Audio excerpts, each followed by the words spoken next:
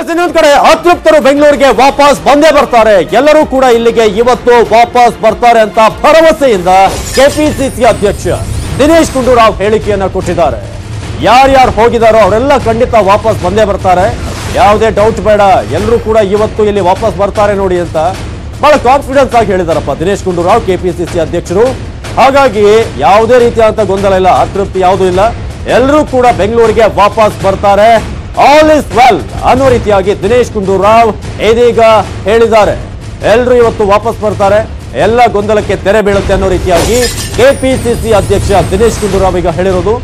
ಯಾರು ಯಾರನ್ನ ತೋರಿಸಿದ್ರೆ ಅವರೆಲ್ಲರೂ ಕೂಡ ಬರ್ತಾರೆ. ಯಾರೆಲ್ಲ ಹೆಸರಿದ್ರು ಆ ಲಿಸ್ಟ್ ನಲ್ಲಿ ವೇಣುಗೋಪಾಲ್ ಭೇಟಿಗೂ ಮುನ್ನ ದಿನೇಶ್ ಗುಂಡೂರಾವ್ ಈ ಒಂದು ಹೇಳಿಕೆಯನ್ನ ಕೊಟ್ಟಿದ್ದಾರೆ. ಆ ಮೂಲಕ ಕಾಂಗ್ರೆಸ್ನ ನಾಯಕರ ಅತೃಪ್ತರ ಮನವೊಲಿಸುವ ವಿಶ್ವಾಸವನ್ನ ದಿನೇಶ್ ಗುಂಡೂರಾವ್ ಅವರ ಮಾತಲ್ಲಿ ಕಾಣ್ತಾ ಇತ್ತದು. ನೀವು ಯಾರ್ಯಾರನ್ನೆಲ್ಲ ಹೇಳಿದ್ರು, ಯಾರ್ಯಾರು ಅತೃಪ್ತರು ಮುಂಬೈನಲ್ಲಿದ್ದಾರೆ ಆ ರೀತಿಯಾಗಿ ಹೇಳಿದ್ರು, ಅವರೆಲ್ಲರೂ ಕೂಡ ವಾಪಸ್ ಬರ್ತಾರೆ. ವಾಪಸ್ ಬಂದು ಅವರು ಎಲ್ಲ ಕೂಡ ಗೊಂದಲ ಪರಿಹಾರ ಆಗುತ್ತೆ. ಇದು ಕೆಸಿ ವೇಣುಗೋಪಾಲ್ ಅವರ ಭೇಟಿಗೂ ಮುನ್ನ ದಿನೇಶ್ ಗುಂಡೂರಾವ್ ಅವರ ಹೇಳಿಕೆ.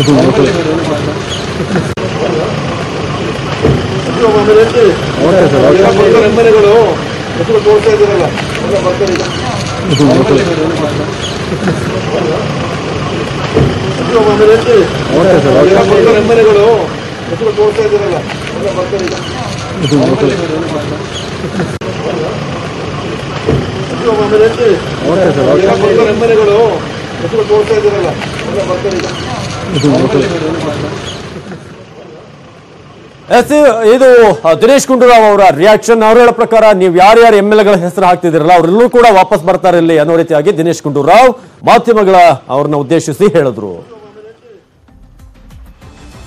ಎಸ್ಸಿ ಬಗ್ಗೆ ಹೆಚ್ಚಿನ ಮಾಹಿತಿಯನ್ನು ನೀಡ್ತಾರೆ ನಮ್ಮ ಪ್ರತಿನಿಧಿ ಕೃಷ್ಣ. ಒಂದು ಹೆಚ್ಚಿನ ಡೀಟೇಲ್ಸ್ ಜನಾರ್ದನ್ ಹೆಬ್ಬಾರ್ ಇದೀಗ ನಿನ್ನೆ ಒಂದು ಸಭೆ ಏನಾಯ್ತು, ಅದರಲ್ಲೂ ಕೂಡ ಒಂದು ದಿನೇಶ್ ಗುಂಡೂರಾವ್ ಅವರಿಗೆ ಕೆಸಿ ವೇಣುಗೋಪಾಲ್ ಅವರು ಕ್ಲಾಸ್ ಅನ್ನ ತೆಗೆದುಕೊಂಡಿದ್ರು ಅಂತ. ಏನೇನ್ ಮಾಡ್ತಿದ್ರಿ ನೀವು, ಎಷ್ಟೆಲ್ಲ ಆಗ್ಬೇಕಾದ್ರೆ ನೀವೆಲ್ಲಿದ್ರಿ ಅಂತ.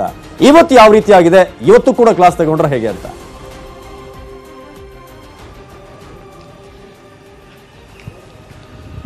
ಅವಿನಾಶ್, ಮೀಟಿಂಗ್ ಕೂಡ ಈಗ ನಡೀತಾ ಇದೆ. ಇದಕ್ಕಿಂತ ಪ್ರಮುಖವಾಗಿ ದಿನೇಶ್ ಗುಂಡೂರಾವ್ ನಿನ್ನೆ ಕ್ಲಾಸ್ ತೆಗೆದುಕೊಂಡ ನಂತರದಲ್ಲಿ ಸಾಕಷ್ಟು ಬೆಳವಣಿಗೆ ಆಗಿದೆ. ಅಂದ್ರೆ ಅತೃಪ್ತ ಶಾಸಕರೇನಿದ್ದಾರೆ ಅವರನ್ನ ಮನವೊಲಿಸುವಂತ ಪ್ರಯತ್ನ ಕೂಡ ಒಂದು ಕಡೆಯಲ್ಲಿ ನಡೆದಿದೆ.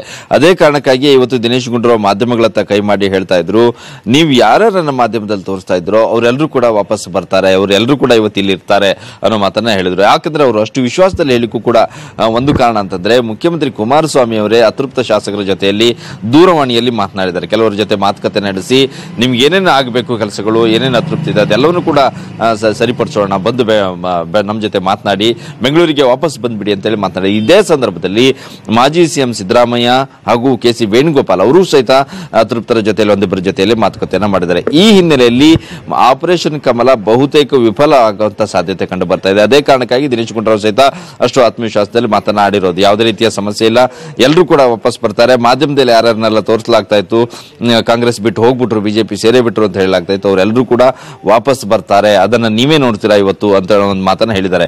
ಇದೆಲ್ಲದಕ್ಕೂ ಕಾರಣ ನಿನ್ನೆ ನಡೆದಂತ ದೂರವಾಣಿ ಸಂಭಾಷಣೆ.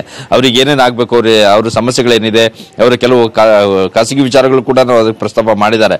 ಶಾಸಕ ನಡುವಿನ ಇರುವಂತಹ ಭಿನ್ನಾಭಿಪ್ರಾಯ, ಕೆಲವು ಸಚಿವರುಗಳ ಜೊತೆ ಇರುವಂತಹ ಭಿನ್ನಾಭಿಪ್ರಾಯ, ಇದೆಲ್ಲವನ್ನು ಕೂಡ ನೇರವಾಗಿ ಮುಖ್ಯಮಂತ್ರಿಗಳ ಜೊತೆಯಲ್ಲಿ ಹಂಚಿಕೊಂಡಿದ್ದಾರೆ. ಈ ಕಾರಣಕ್ಕಾಗಿನೇ ಅವರು ಸ್ಪಷ್ಟವಾಗಿ ಅದೆಲ್ಲ ಸಮಸ್ಯೆಯನ್ನ ಬಗೆಹರಿಸೋಣ, ಮೊದಲು ಬೆಂಗಳೂರಿಗೆ ಬನ್ನಿ ಅಂತೇಳಿ ಅವ್ರಿಗೆ ಹೇಳಿದ್ದಾರೆ. ಇವರ ಮಾತಿಗೆ ಅವರು ಸ್ಪಂದನೆ ಕೂಡ ಕೊಟ್ಟಿದ್ದಾರೆ ಶಾಸಕರು. ಅದೇ ಕಾರಣಕ್ಕಾಗಿ ನಾಯಕರು ಮತ್ತು ಜೆಡಿಎಸ್ ಪ್ರಮುಖರೆಲ್ಲರೂ ಕೂಡ ಇಷ್ಟೊಂದು ಆತ್ಮವಿಶ್ವಾಸದಲ್ಲಿ ಮಾತನಾಡ್ತಾ ಇದ್ದಾರೆ. ಎಲ್ಲರೂ ಕೂಡ ವಾಪಸ್ ಬರ್ತಾರೆ ಅನ್ನೋದು. ಆದ್ರೆ ವಾಪಸ್ ಬಂದ ನಂತರದಲ್ಲಿ ಏನು ಅವರ ಬೇಡಿಕೆಗಳೇನಿರ್ತವೆ ಅದನ್ನು ಪರಿಹರಿಸೋದಕ್ಕೆ ಈ ವಿಚಾರಗಳ ಬಗ್ಗೆ ಕೂಡ ಚರ್ಚೆ ನಡೀತಾ ಇದೆ. ಆದ್ರೆ ಅವರು ಹೇಳಿದ ತಕ್ಷಣದಲ್ಲಿ ಬಂದೇ ಬಿಡ್ತಾರ ಅನ್ನುವಂತ ಗ್ಯಾರಂಟಿ ಕೂಡ ಇಲ್ಲ. ಅದೇ ಕಾರಣಕ್ಕಾಗಿನೇ ಇವತ್ತು ಕೈ ನಾಯಕರು ಮತ್ತು ಜೆಡಿಎಸ್ ನ ಪ್ರಮುಖರೆಲ್ಲ ಸೇರಿ ಮೀಟಿಂಗ್ ಅನ್ನ ಮಾಡ್ತಾ ಇದ್ದಾರೆ. ಇನ್ನೂ ಕೂಡ ಮೀಟಿಂಗ್ ಮುಂದುವರೆದಿದೆ ಅವಿನಾಶ್.